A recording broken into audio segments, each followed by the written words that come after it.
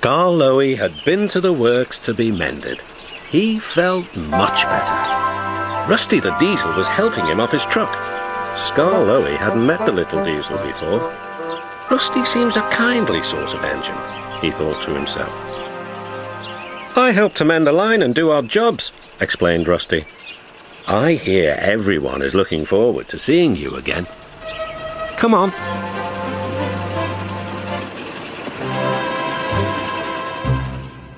Peter Sam was feeling depressed. He was still getting over his accident, but he wanted to start work again. The Fat Controller wouldn't let him. Another day's rest will do you good, he said. Besides, I've got a surprise for you. For me, sir? How nice, sir. What is it, sir? Wait and see.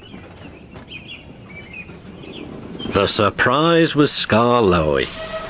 Oh, said Peter Sam, I'm glad you've come home. They lit Skarloey's fire and he sizzled happily. I feel all excited, he said, just like a young engine. Now, tell me all the news.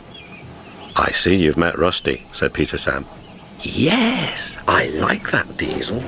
So do I, replied Peter Sam. It's a pity Duncan doesn't. Who is Duncan?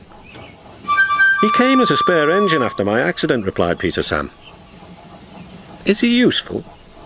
He keeps busy and I'm sure he means well, but he's bouncy and rude. He sings and sways and swivels around. His driver calls it rock and roll. I understand, said Skarloey gravely. His driver interrupted.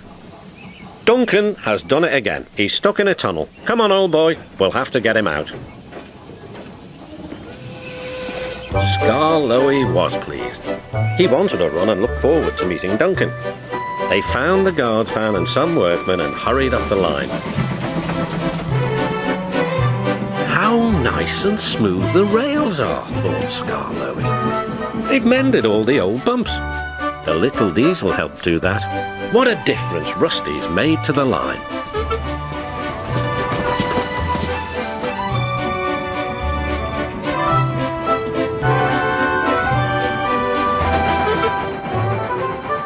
Quite soon they found Duncan.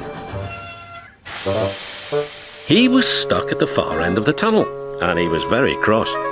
I'm a plain blunt engine, I speak as I find. Tunnels should be tunnels and not rabbit holes. This railway is no good at all. Don't be silly, snapped his driver. This tunnel is quite big enough for engines who don't rock and roll. It took some while to clear away the rocks and set Duncan free again.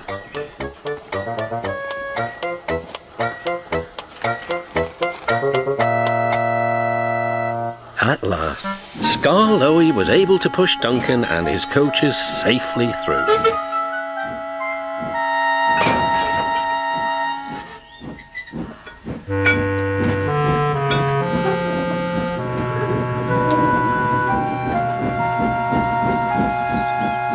The guard's van was left on the siding, and the workmen stayed to make sure everything was safe.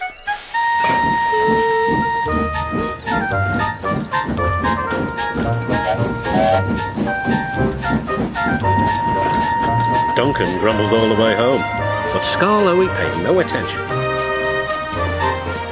Later, the Fat Controller spoke severely to Duncan. Listen to me. There is nothing wrong with that tunnel. You stuck in it because you tried to do rock and roll. Tunnels are not dance floors, and you are not a pop star. The Fat Controller gave his full attention to Duncan's funnel. If it happens again, he ended ominously, I shall find ways to cut you down to size. In other words, your career is on the line. Need I say more? Duncan thought the Fat Controller had said quite enough, and he remained completely silent and still for at least a whole evening.